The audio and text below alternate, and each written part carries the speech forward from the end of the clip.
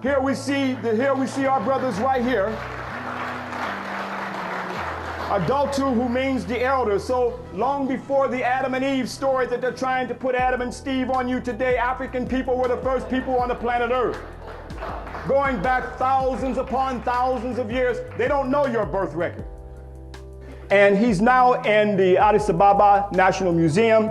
And there they also show how the evolution of humanity, they show the various races making their transitions out of Adultu, and again, starting with him. So again, when we talk about the Adam and Eve story, we see that long before the Adam and Eve story that came about much later, this story of the early Africans came up out of the Nile Valley. And they show that evolutionary stage right there in Addis Ababa in Ethiopia. These maps of the Omo Valley region, oldest modern humans, 195,000 years old, coming up out of this region, as I said, migrating around the world from the early documentation that we see here today. But I wanted to go deep back to Africa. I went back over 50,000 years here, going back to see all of Africa, not just bits and pieces of Africa. And taking this little flight down, I selected 7 brothers that could handle this. And I was also told that we were the first and only black group that ever came here. We're not talking about living in hotels now. We're talking about going back to the bush. We're going back to see all of Ethiopia now. And camping here, where we had to make camp, and Mungo National Park in the Omo Valley in Ethiopia. This was in 2006 of last year. And here are some of the brothers that I selected to go on this special trip because I knew that everybody could not handle this. But it was a beautiful trip. And we see that our camp was invaded by baboons.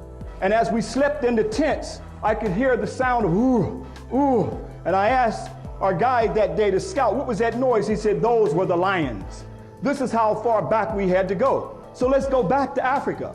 And here, one of the baboons said, Kwesi, I gotta have a discussion with you. We got to talk. I said, talk about what? Because we called you Mhetid Ra in Kemet. He said, I got some issues, and he got his boys, so I had to listen as they surrounded me in the camp. And I listened closely to what he was saying. He said, we were deified in Kemet.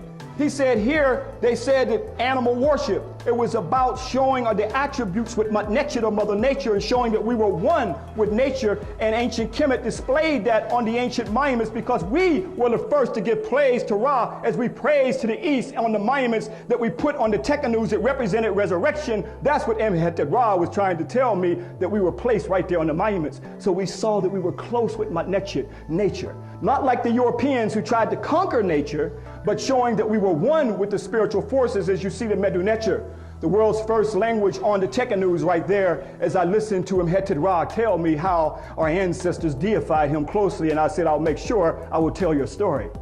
In the camp, we had to go back, and we went to various nations, okay, like the Musi, and also the Hammer, and the Kuro, and the Bume that I'm going to show you in a second. And we went to the oldest brothers, where we had to go through a path, a rocky path, and go up to the bush and up to the mountains. It was hard getting there. And we went back over 50,000 years. We went back in time, and we came to the Ethiopian Mosi. Here we see the brothers here with the feathers on their head that we still see on the temples of Kemet. And here we see the brothers are still one with Manechu. That's why we called the land the Kui land, the spirit land. And ancient Kemet said this was the land of God. And let's go back to the